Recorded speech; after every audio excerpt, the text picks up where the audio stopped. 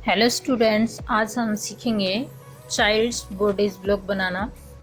उसके लिए चाहिए हमें एक ब्राउन पेपर जो हमने साइज इसका कैलकुलेट करके रखा है।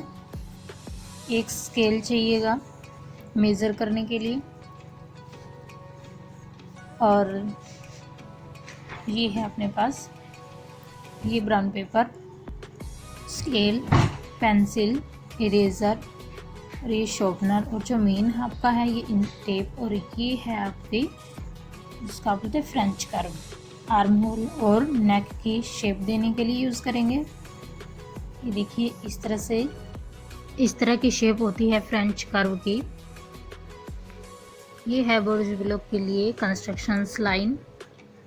सबसे पहले मेजरमेंट में रहेंगे round chest 22 inches, waist line 9 inches. Paper की जो लेंथ है वो 9 इंच रहेगी, और विड्थ है उसको हम कैलकुलेट करके निकालेंगे। जितना हमारा राउंड चेस्ट है प्लस में 2 डिवाइड बाई 2, ये हमारा हो गया 12 इंचेस। अब हमने 9 बाई 12 इंच का ये पेपर का साइज कट कर लिया है। अब आपको बताएं कि जो ड्राफ्टिंग की जाती है वो हमेशा रोंग साइड में की जाती है। ब्राउन पेपर के जो फ्रंट साइड होता है वो प्लेन होता है, जो रोंग साइड होता है वो आपका रफ साइड होता है, इसलिए रफ साइड ड्राफ्टिंग की जाती है ताकि आपको इजीली इसको अगर कहीं से चेंज करना और रब कर सके, मिटा सके। तो शुरू करें। सेक्शन लाइन में फर्स्ट पॉइंट है आपका take the calculated size of the paper, यानी 9 बाई 12 का पेपर लेंगे और जो कॉर्नर है उसको ABCD मार्क कर देंगे इस तरह से। ये देखिए ये 9 इंच इसकी लेंथ है, 12 इंच इसकी विड्थ है। ये पॉइंट A मार्क कर देंगे इस तरह से A। नेक्स्ट कॉर्नर को B, देखिए B पॉइंट मार्क कर दिया, C, और ये है D।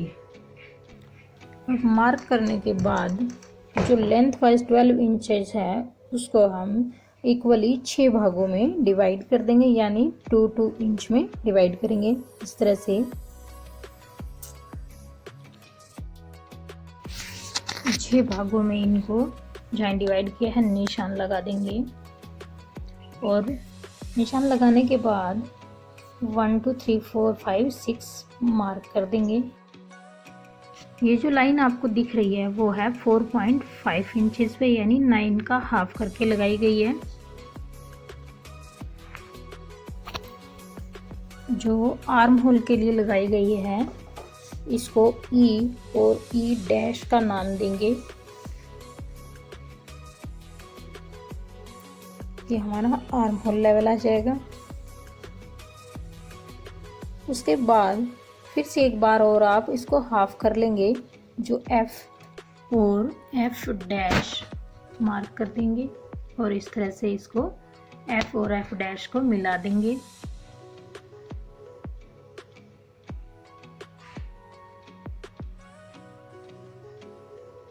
फिर दोबारा से फिर जो बचा है आप उसको फिर A और F को फिर से एक बार मिड पॉइंट निकाल लेंगे और इस तरह से मिला देंगे, जो G और G डैश नाम रखेंगे। और ये जो मार्किंग की गई है 1 2 4 5 6, इसको आप नीचे की साइड लिख सकते हैं वहां से रब करके।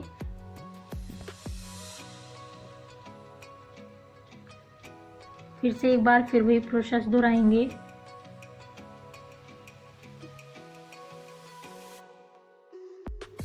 फिर से एक बार मिड पॉइंट निकालेंगे और दोनों पॉइंट्स को मिला देंगे,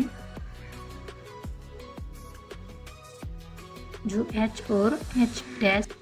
इस तरह से हमने इसको हाफ, फिर उसका हाफ, फिर से हाफ करते हुए 4 भागों में डिवाइड कर लिया है इसको। ये कंस्ट्रक्शन लाइन है जो हमने फॉलो किया है।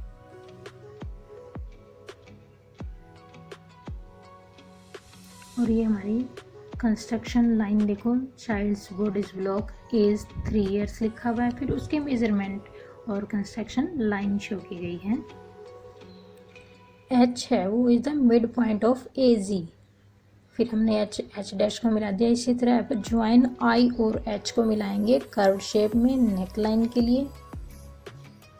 इस तरह से ये देखिए आई पॉइंट रख दिया हमने और फ्रेंच कर्व की हेल्प से नेक लाइन की शेप बना देंगे, यानी ज्वाइन करेंगे एच और आई को, या कह सकते हो आई और एच को हमने मिला दिया।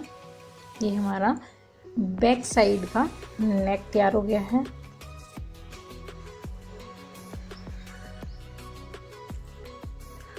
उसके बाद इसी तरह फ्रंट के लिए नेक लाइन बनाएंगे। जे और एफ को ज्वाइन करेंगे कर्व में।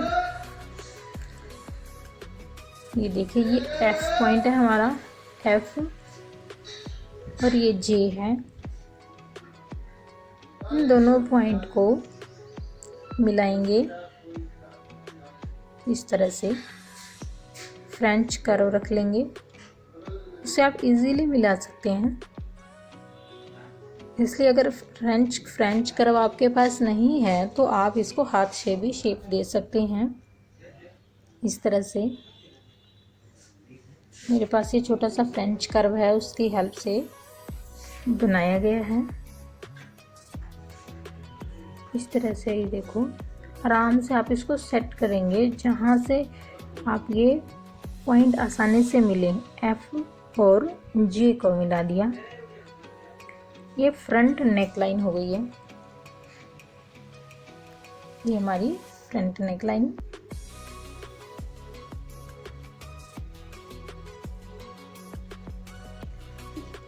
ये फ्रंट नेक लाइन है।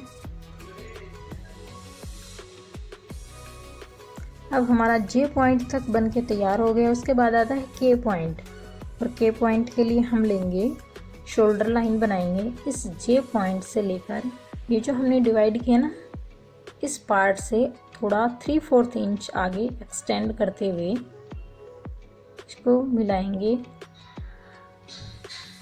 तो जहाँ ये पॉइंट्स ये खाने आपस में मिल रहे हैं, इसको के पॉइंट देंगे, एंड करेंगे उसको के डैश के नाम से मार्क कर देंगे और इस तरह से इसको स्ट्रेट लाइन की हेल्प से मिला देंगे। ये देखिए जो पॉइंट आपको दिख रहा है ये 3/4 इंच है, यानी जो 1 इंच है उसके 4 हिस्से हैं, उसमें से 3 हिस्से हमने यूज़ किए हैं 3/4 इंच, यानी 1 इंच के 3 पार्ट। इस तरह से हमने इसको मिला दिया। ये शोल्डर लाइन बना दी है, दोनों पॉइंट। ये है हमारा के और ये है के डैश जो 3/4 इंच आगे एक्सटेंड किया हुआ है।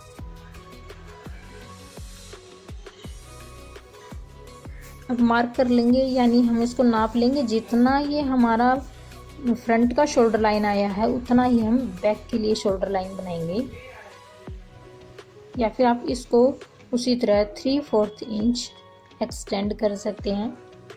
तो इसको नाम हम देंगे एल और एल डैश, एल डैश। अब फ्रंट और बैक दोनों की हमारी शोल्डर लाइन और नेक लाइन बना लिए हमने। उसके बाद फिर से फ्रंट में आ जाइए और जो दूसरी लाइन है उसके ऊपर आप क्या करेंगे, 2 खाने बनाए आपने, वहां से एम पॉइंट ड्रॉ करेंगे और उधर से आप लेंगे 1/4 इंच, फ्रंट में 1/4 इंच रखेंगे। ये देखिए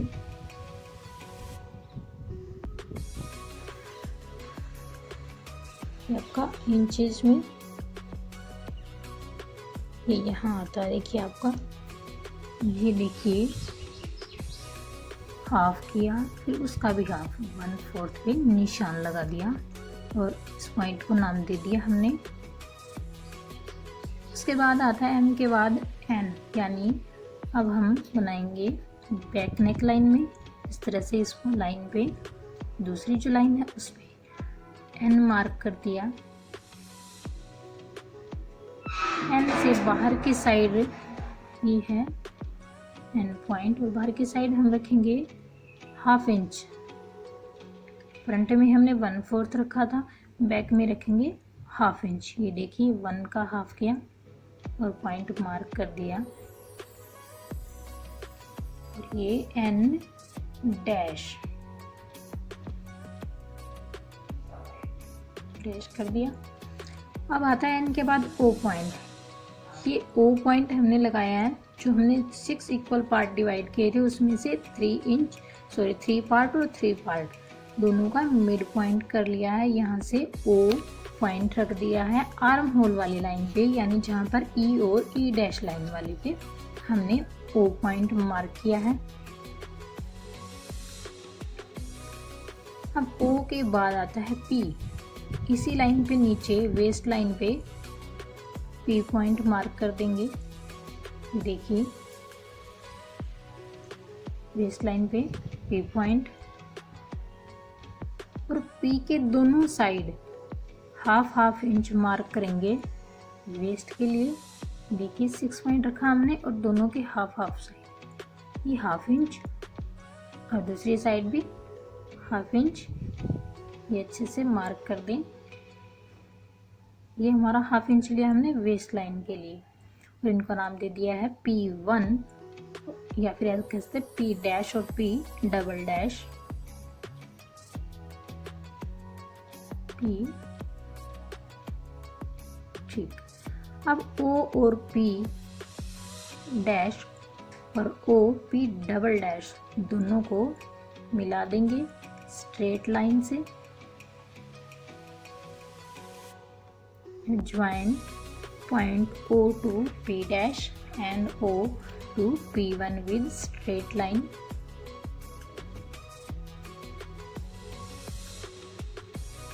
for waist line।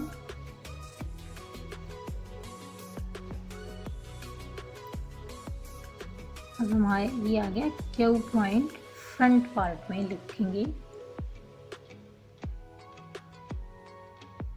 ये फ्रंट नेक लाइन की साइड से 1 2 और 3, यानी दोनों पॉइंट से 3 और 2 दोनों शुरू होते हैं, एंड बीच में जो पॉइंट है उसको हमने रख दिया है क्यू पॉइंट। क्यू से 45 एंगल डिग्री पे,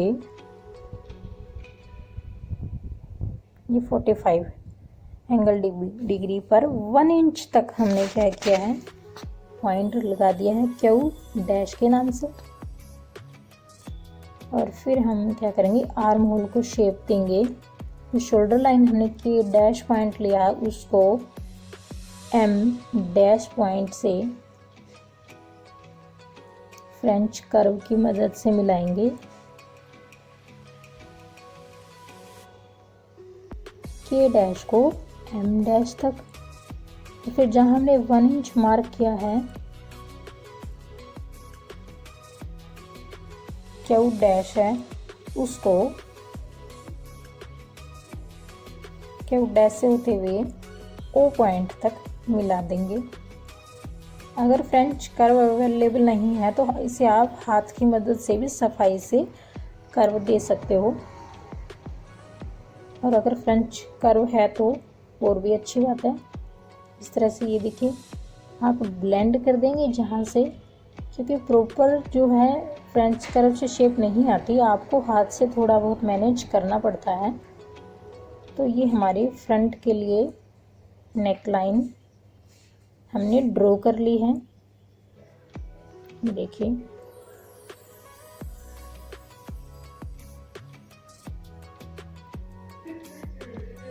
पेंसिल की मदद से आप इसको अच्छे से शेप दे सकेंगे। ये जो पॉइंट 45 डिग्री एंगल पे, ये देखिए ये हमारा फ्रंट साइड है। लिखेंगे फ्रंट। अब इसी तरह आ जाइए बैक पार्ट पे।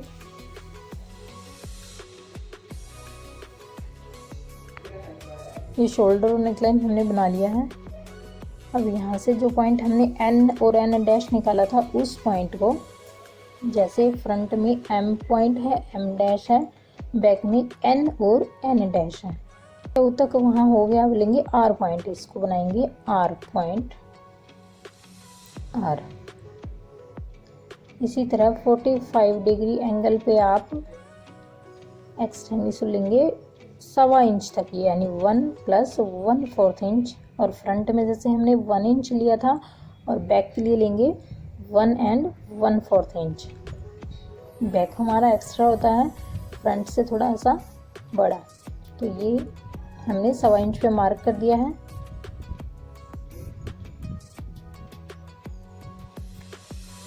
और ये फिर हमने क्या किया है, जो एल डैश लिया था उसको एन डैश से फ्रंट कर्व की मदद से मिला देंगे। और ये जो पॉइंट है वो आर, जो आर डैश हमने बनाया 45 एंगल डिग्री पे 1.25 इंच पे एक्स्ट्रा, उसको मिलाते हुए शेप दे देंगे आर्म होल की। इस तरह से हल्का सा आप फ्रेंच कर्व को घुमा लें शेप के अकॉर्डिंग।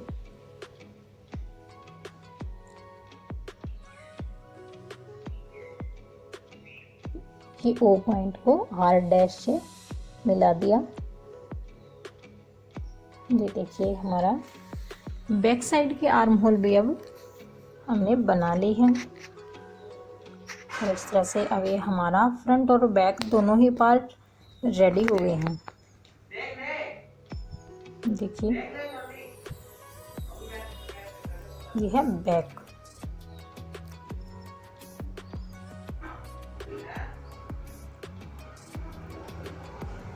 एक बार फिर से आप इसको समझ लें, ये जो लेंथ है ये हमारी विड्थ है।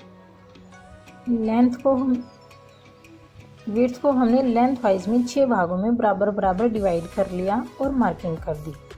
फिर लेंथ का जो है उसको हमने 9 इंच जो लिया है उसको हाफ में कर लिया डिवाइड, बिल्कुल जैसे 9 इंच है तो हमारा हो गया 4 and 5 इंच ये।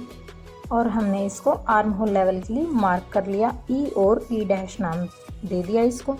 फिर इसको ए और ई को हमने फिर से हाफ किया तो एफ पॉइंट निकाल लिया और एफ डैश दोनों को मिला लिया। फिर एक बार से ए और एफ को हाफ डिवाइड किया, यानी इसका मिड पॉइंट निकाला तो हमारा हो गया जी पॉइंट, ये जी आ गया। और उधर जी साइड, जी डैश दोनों को मिला लेंगे। फिर इन दोनों का पॉइंट निकाल लेंगे मिड, एच और एच डैश इन दोनों को मिला लेंगे। इस तरह से हमने कर ली। उसके बाद हमने फ्रंट जो पार्ट डिवाइड किया है उसकी मदद से हमने बैक नेक लाइन ड्रॉ कर ली है। एच को आई से मिला दिया और फ्रंट में जे को एफ से, यानी एफ को जे से मिला दिया। उसके बाद शोल्डर लाइन बनाई, जे को एल से और एल से 3/4 इंच एक्सटेंड किया इस तरह से।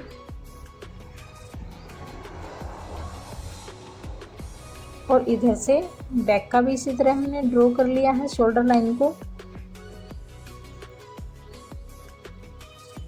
एल तक।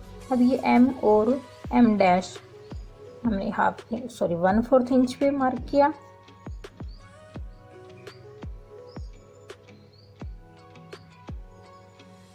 और ये ओ पॉइंट मिड पॉइंट निकाल लिया।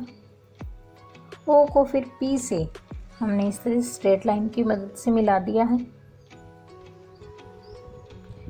फिर क्यू रखा, उससे हमने 1 इंच एक्सटेंड किया, 1 इंच पे लाइन लगाई 45 एंगल डिग्री पे।